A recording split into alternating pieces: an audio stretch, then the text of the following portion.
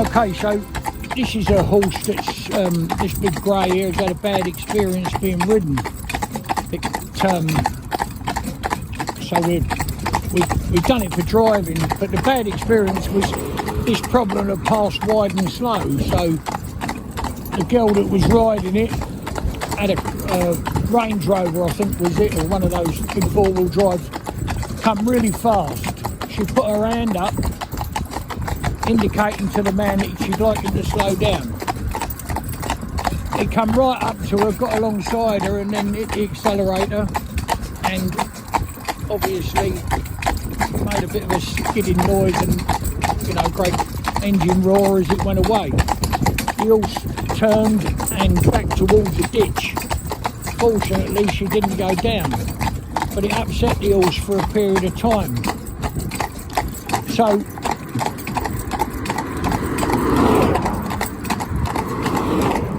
he come a while ago to be trained, and then I had my knee operation, so we sent him home, and he's come back, and in the interim time this happened.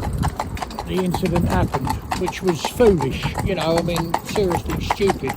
So what we're doing now is we're getting the horse confident again to be on the public highway. So this big truck coming towards him now, for instance, right? He's not terrible there. I've got, you know, without being in any way, please don't think for 1 minute I'm saying, look what a wonderful driver I am, because I'm not. But my job is to get this horse back so he's got a future. Because obviously you have to go on the public highway sometimes, even if it's crossing it just to go into a field. And not everybody's got green lanes and areas they can go. They've got to travel on the road to a certain extent. So what we're doing, we've put them in a pair with the schoolmaster here. Although the schoolmaster's smaller, you see, now that was good. That's not too bad at all. You could get another lorry identical come with just a silly little noise, and that would upset him. His problem was a car coming towards him, but when we started work on him, he had virtually a 70%, maybe 65% of the same problem with stuff coming behind him. So he wasn't as bad, in other words. So we're on the old A30 now, between Stockbridge and Sutton Scotney. So we're just travelling along here now. We choose this road to do this work because if you look at the grass verge here, for instance, we've got 5-6 foot, but we can leave the road if we have to. Obviously we don't come up here and just bring the horse straight out on this road. That would be irresponsible and ridiculous. So we do as much training as we can at home using our own vehicles. So what do I mean by that? Well, maybe I'll be driving and Real being a four-wheel drive coming past him. We've got dumpers, tractors, etc.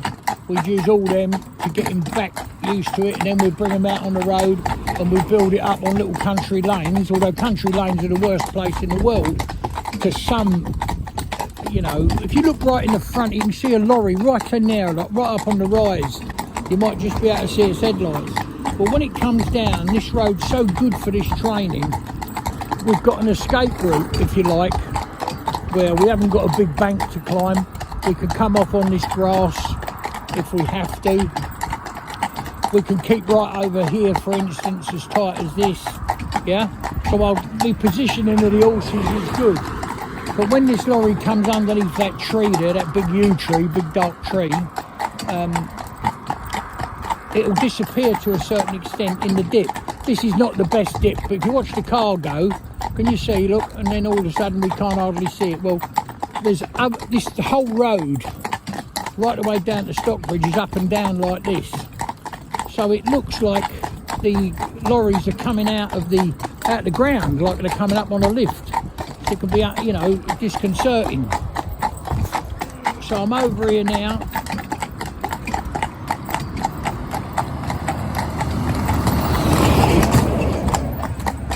So So his recovery rate is getting better and better. Now there'll be some people that say to me, well, you know, you shouldn't have him out on the road. Well, if he's going to have a future, we need to do this in the most responsible way we can. So obviously the vehicles we use have got airbags, independent suspension, disc brakes all round. You know, it's full of all that type of equipment to keep us and the horses as safe as we possibly can. But we've trained, well, you know, it will be in the thousands of horses now. And, you know, some of them have run away, some have been involved in accidents, and they're driving and they're happy and, you know, safe, confident and happy is what we always say. Along this road as well, you've got these little lay-bys, you know, that you can pull into. This is a green lane, for instance, or I think a byway, look, this one. Goes up through there. Not that you can get up there very far, but we can park here for a minute and give them a rest, you know. And you can see the traffic coming down, he can see it there, so we're a bit further away and there'd be no reaction, you know, by that, hardly at all. So gradually as we go on, this is another interesting one. Look at this lorry coming. See on top of the lorry, it's flapping, look. Yeah? Well, see that flapping sheet there on top of that lorry? I'll upset this horse, could do. So his ears are pricked now, he's looking, yeah? So no real reaction. With another horse, or the same thing another day with this horse, and he could be, you know, to get a big reaction with them flapping sheets. And normally grain lorries like that, so they can cover the load, but they can be filled from the top quite easily. So you can see as this car comes along here now, this is one of the very shallow dips. Most of them are much deeper than this, but you can see almost lose the car entirely. Or some of them will lose a lorry, you know, a double-decker bus. So they look like they're coming out the ground. So the more we can stand here and, you know, you can see, but looking, you just, you know, whoa baby, stand still. Rubber bits, just soft rubber bits. Why do I use soft rubber bits? Well, it proves the point. No man, the man's not been born that can stop a horse on the bottom slot of a Liverpool with a curb chain on. He's not been born. If a horse runs in sheer panic, yeah, you ain't going to stop it, whether it's in the show ring, up the high street or anywhere. But if we train them in rubber bits, yeah, you haven't got that pain being inflicted by a cantilever bit. So if you can get the horse to accept, pack up there, Cloud. If you can get the horse to accept this and have trust in me, if you notice the horse's ears are on me all the time, yeah? Well, I expect Cloud's to be, because he's waiting for the next instruction. So that was lovely there. We had a big wind draft off of that, and gradually we'll get him back to where he was. But if you say to me, or, you know, roads are dangerous, but they're more dangerous for horses that are not trained properly than they are for a horse that's trained properly. You see in all the other films, up on the motorway bridge looking at the traffic, because in this day and age we've got to share the public highway with anything on it. So they've got these new things that have come out that say pass wide and slow. What do I think about that? Well, I think it's a good thing in so many ways, but it does have a downside. And this is only the way I see it. I'm not preaching to anybody at all. But you've got a great deal of small commercial vehicles bringing, like Tesco's, Sainsbury's, all of them type of vehicles, yeah? Now, when you're on a country lane, and now coming past, and it's now got to be 2 metres from 1.5, that's hard. Now, if you've got a country lane that runs for a few miles, you could have a queue of traffic behind you, impatient people, people that are upset, and like that because they can't get on. Whoa, stand still. So what I would say about that is, if the vehicle then attempts to get that far away, if there's a hedge on the opposite side of the road, so we're on this side of the road here, the left hand side of the road if you like. On the right hand, stand still there, Cloud. Cloud, stand still. Good boy. So it will brush along the hedge. It goes very slow coming past, and that can be a hazard in itself. That is what I feel, just my opinion, about pass wide and slow. So what I'm saying is, if your horse can be trained to accept vehicles coming past it at a reasonable distance away, obviously, but it isn't always possible. Stand still, Cloud. And on this, Cloud's getting cross with me because I've parked him where there's a nice bit of this stuff down here. If you just take a picture of that.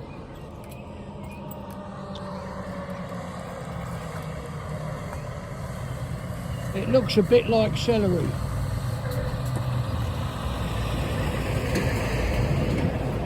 So there's a nice drag trailer on there. Now, this is crop country just where we are now, and they come and pick straw up regular and take it down to the feed merchants, you know, to make up into feed.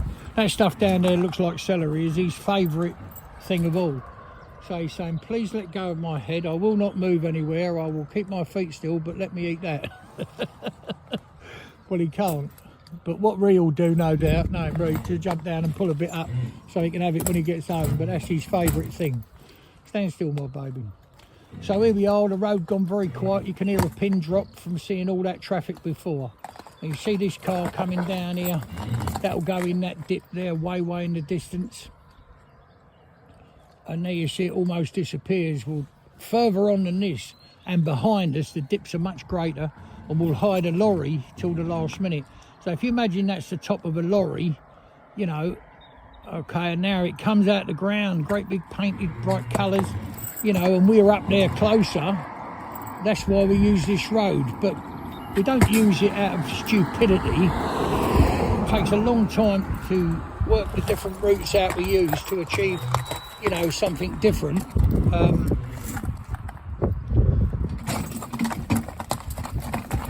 So we just come out the lay-by now, you know, a little lay-by there. And, you know, we'll just take a picture of this dip here, for instance, that takes the water off the road, just here. Obviously, you wouldn't want to go off there. But there's long distances between those. So, although it looks, I don't know what you might say,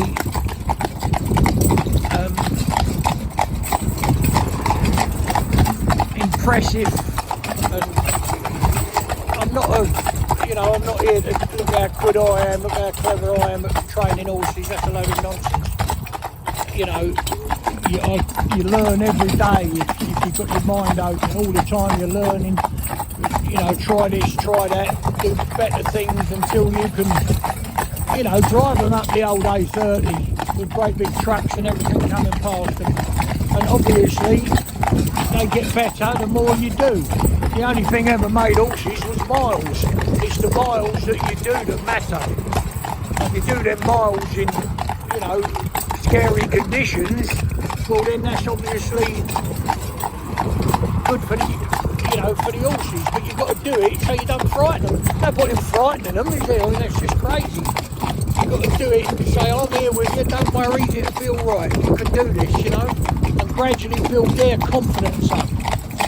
It's like when people have got a problem, say the horse won't go over a bit of polythene in the road or a marking. Well, we wouldn't, in the arena, we've got a great big metal plate we go over. It makes a tremendous noise when they go over it, you know, because it's hollow underneath. So that makes a big noise, and we've got coloured bits and pieces we go over. But we don't get down and lead them over it, that's no good. I know a lot of people do, and if that's the way they do it, that's lovely. I'm not saying it's wrong, for me it's wrong, because what he's saying is, I can't handle this, you know. So what I would do is I would sit there, you know, for as long as it took, and just move up gradually to whatever it is, let them look at it, investigate it themselves, put their head down, use their top lip, which is their hand, in my opinion. They can use it like a hand, they can feel whether it's wood, plastic, metal, glass, they can feel that and know exactly what it is. Come up, boys.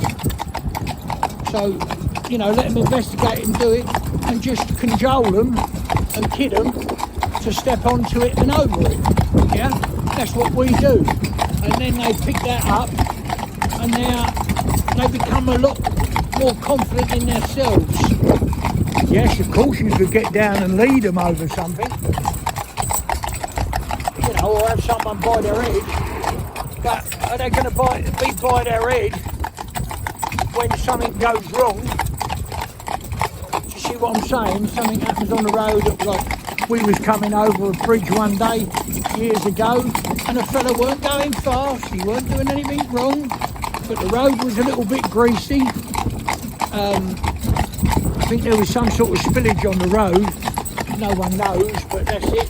Well, he come off his motorbike, and the motorbike was coming straight for my horses, and it would have broke their legs. It was a big motorbike and it was coming. Cloud, that'll do. Cloudy, good boy. So it was coming straight for their legs. Now that was nothing to do with me, and it would have been the same if there'd have been children there, you know, in a pushchair on the pavement, whatever, you know. Nothing to do with horses on the public highway. It was to do with the fact that he lost control of his motorbike, and anything that was there he was going to run into. So it was skidding across the road, laid on its side, heading right for the horses. So I was able to get the horses up onto the pavement on the bridge, where you see me, you know, put the horses up there to look at the traffic below, which is a big confidence builder. And it hit the front wheel and buckled the wheel. Sort of hit the front wheel and the curb at the same time. And, you know, the horses weren't hurt at all. And the horses didn't leap or jump about hardly at all. They felt a bit of a jolt on the pole as the front wheel was struck by this big heavy motorbike. So getting back to what the film's about, past wide and slow. Lovely, nice, good thing, certainly not bad, but it has its downside. Please be prepared for that. So if you're on a road like this one, and you're coming down here and you're driving, or you're riding your horse, and they've got to keep 2 metres away, they're going to brush that edge. And when they do, that will make a terrible scraping noise down the side of vans. People wouldn't do it with their motor cars, but they would do it in a commercial vehicle. And they scratch all the sides of the vehicle, make a terrible noise when it's right by the side of you. Now what's going to happen, your horse is going to rear, possibly, and turn into the hedge there. Now if you've got a hedge with, you know, or a hedge maybe is not as bad, but it can certainly injure a horse with puncture wounds, etc. But if in that hedge you've got barbed wire and old metal stakes from fencing, that's why I say it's a good thing, but it's got its downside, and it's something that wants to be considered, in my opinion. But this is my opinion, and it's only my opinion. Everyone's got their own. But, you know, please subscribe to our channel, and if you like what you see, share it. I know everybody wants to subscribe to push their numbers up. It's not so much that for me, but I'm getting on in years now. I haven't got many more years in front of me of training and, you know, doing me rubber bits and all the things we do to get them safe, confident and happy. I just want to spread the word around as much as we can. We're certainly not looking for work, we've got a big waiting list. Anyway, I hope you've enjoyed that. Subscribe and share, that's right, yeah. Thank you.